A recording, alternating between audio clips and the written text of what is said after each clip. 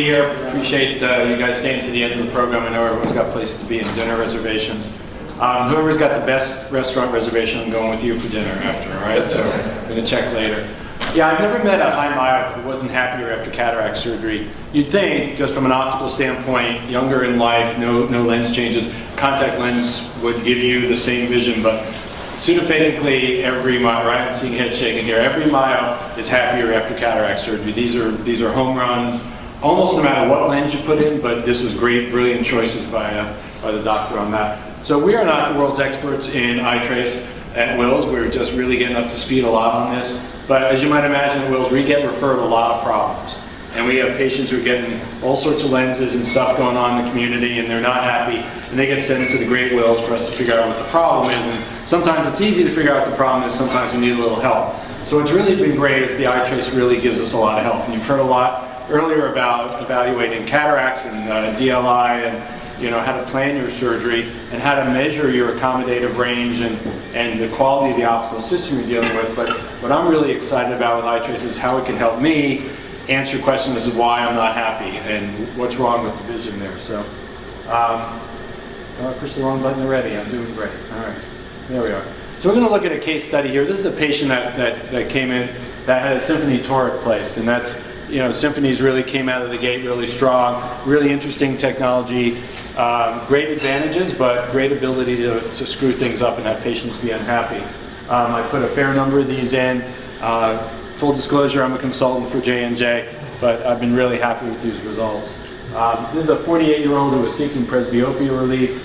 A significant astigmatism, and we talked about this before, and you've heard this a zillion times. Toric lenses far exceed your ability to correct optical issues compared to manual LRIs. So, torics are really the way to go. This was a clear lens extraction performed elsewhere. We don't do clear lens extractions at Wills. Patient was complaining of two things, and part of, we don't do a lot of history in ophthalmology, but sometimes it's good to actually talk to the patient.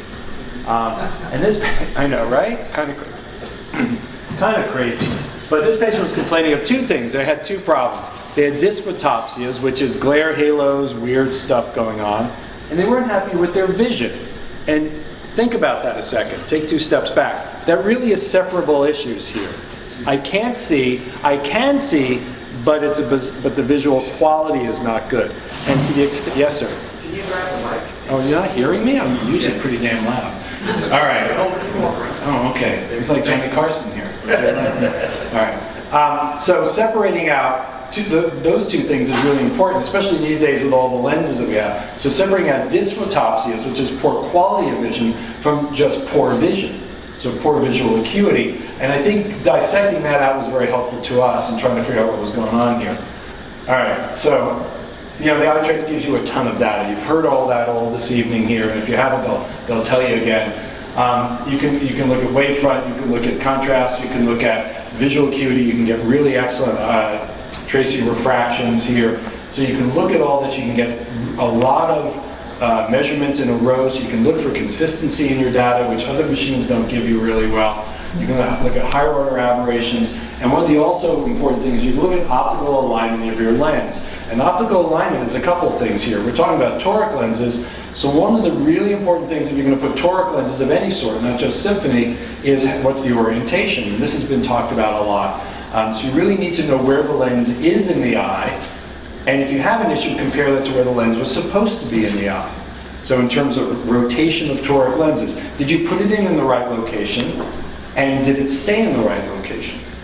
And then we can look at IOL positioning in terms of centration. So for diffractive optic IOLs, more than for non-diffractive optic IOLs, centration along the visual axis is really important to both visual acuity and visual quality.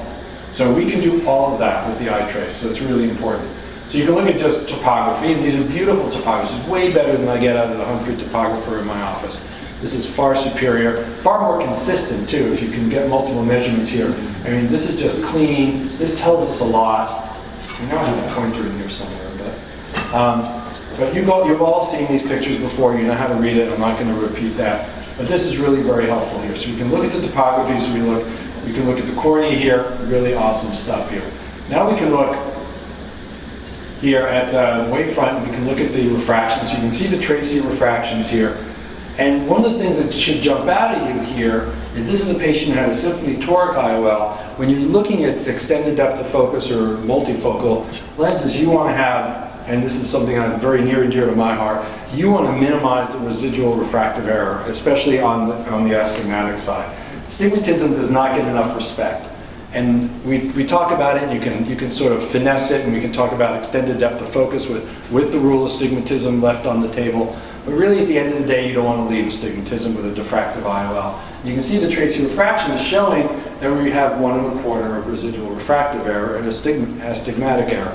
And that for me is right there, that's a big red flag. All right? So right away, I'm looking at this going, all right, I know why this patient's not happy. All right? Or one of the reasons, and it's rarely so clean as to have a single reason. It's usually multiple reasons. You know, is it ocular surface? Is it an IOL selection? Is it residual astigmatism or spherical error? Is it centration? You know, there's often a lot of different things, and it gets a little tough to sort of sort that out and to explain cleanly to patients. But I'm already seeing here I'm not liking that. So here, the average TRACEY refraction here, spherical equivalent is pretty good, but we have a fair bit of astigmatism left on the table.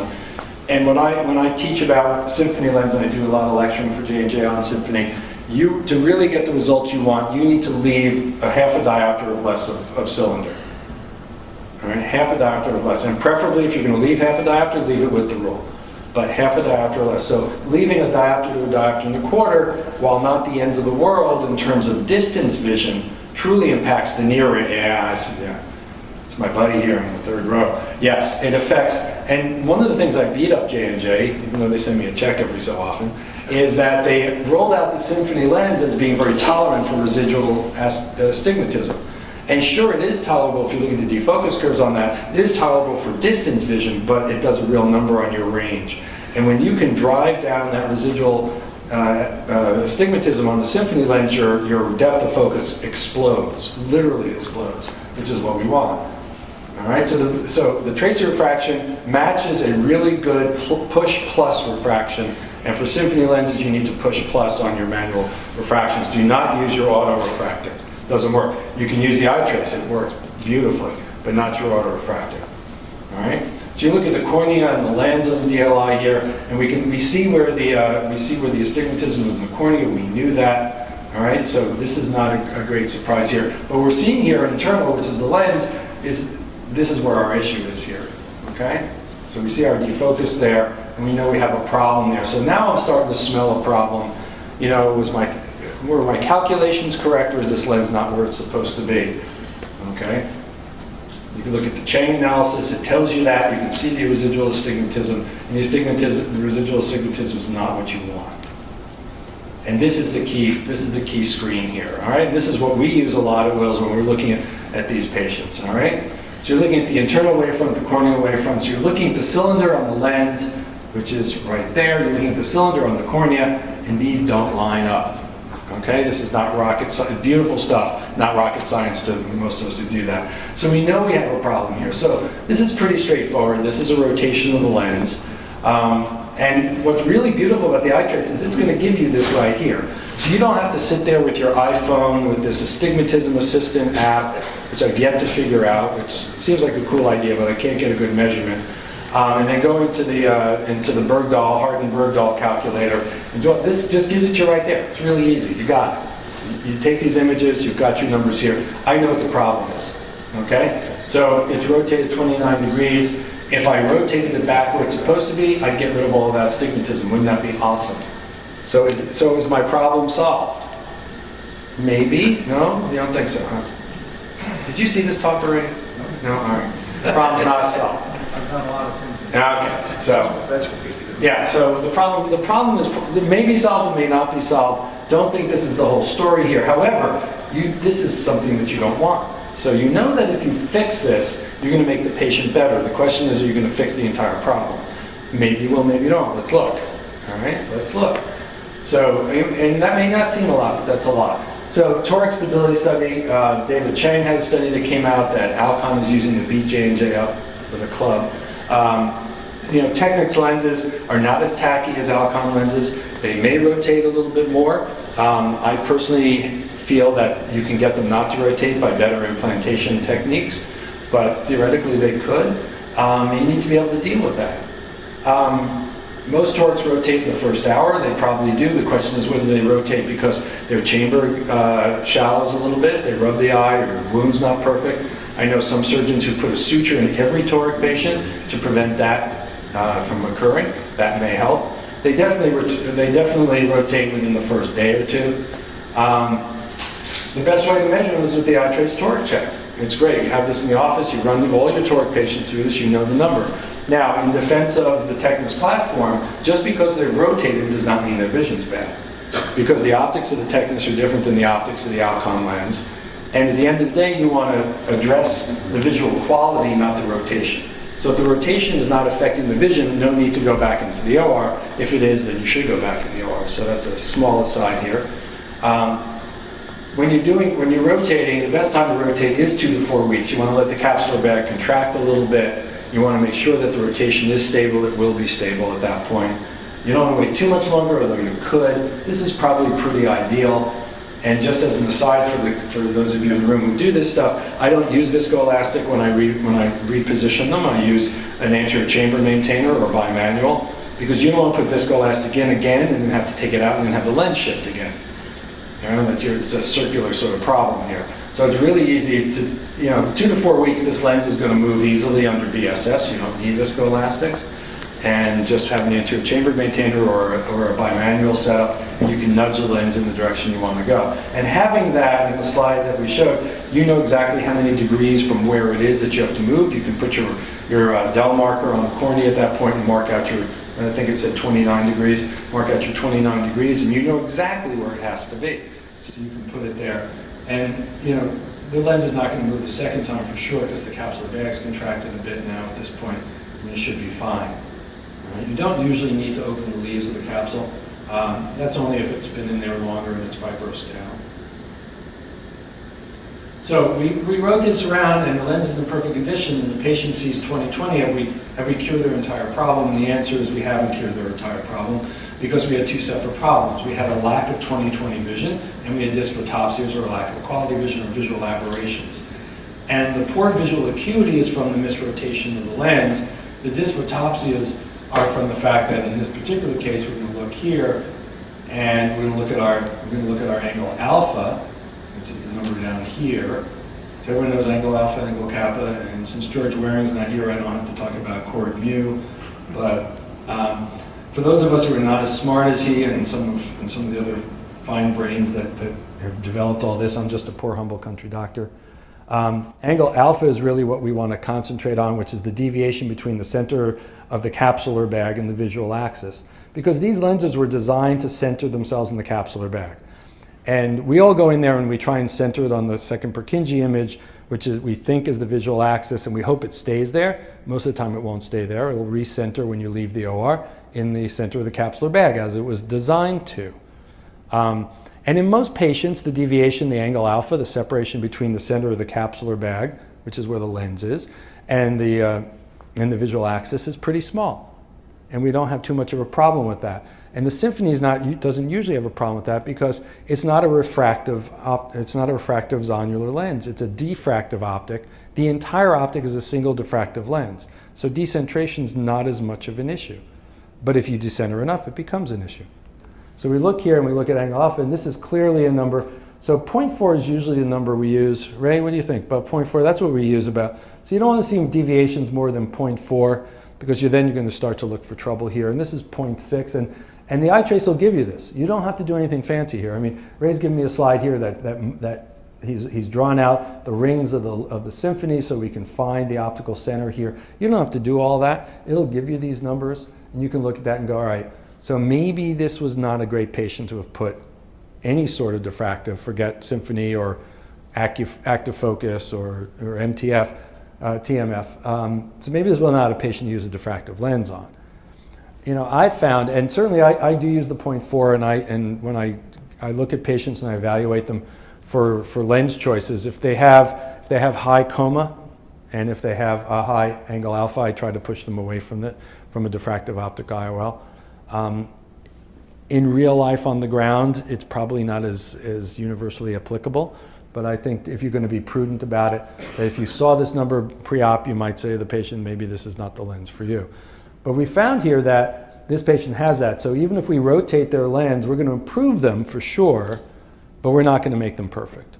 And the question is, how much dysphotopsia? And one of the things we yet don't have is a way to judge quality of or quantity of dysphotopsia. Dysphotopsia is this sort of global term that we throw around for patients not liking their vision.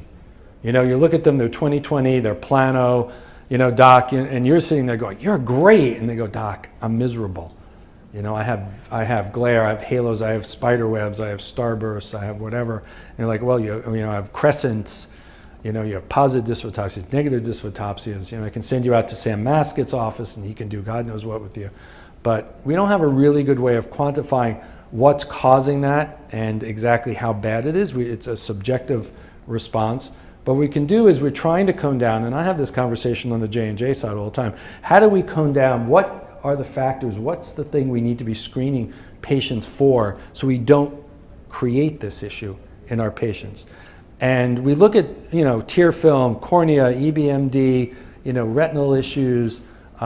We can look at angle alpha. We can look at a whole variety of things, and we can try and minimize it. I don't think we have the final answer here because we have great results. And the vast majority of my patients are super happy. But I don't feel like I've got the perfect way of making sure I never have another patient with debilitating dysphotopsias. But what the iTRACE will tell you, and what this is really good for, it's good for you in pre-op evaluation, of course. But again, as a consultative center, this has been really, really helpful in helping us answer the questions like, no one could tell me what's wrong, doc. I came here so you can tell me what's wrong. And I can say, all right, you know, what's wrong is your lens needs to be repositioned. That'll help, but I'm going to tell you right up front, it's not going to make you perfect, and maybe we should talk about a lens exchange instead of a reposition. And that's a tough, I'm not here to answer that one by a long shot, but you know, you can get all this really helpful data, and the more ways we have of evaluating the patient's visual system and being able to sort patients to the right IOL, we're going to have much happier patients, and as a result, we're going to have happier wives, and we're going to have a happier career in general. Because the one thing none of us as cataract surgeons want to do, you don't want to walk into the exam room on a 24-hour post-op and have the patient be unhappy. You want to walk in and you want to be a hero, a genius. And what's great is that we have the technology to do that a really high percentage of the time. But we're greedy, we want it even more. So I think this really is very helpful. If you haven't used it this way, this is a great way to use iTRACE. It really sells itself for me as a technology that is a premium practice that wants to grow my premium business. I need to see this stuff. So hope this was helpful. Thank you for having me. Thank you very much.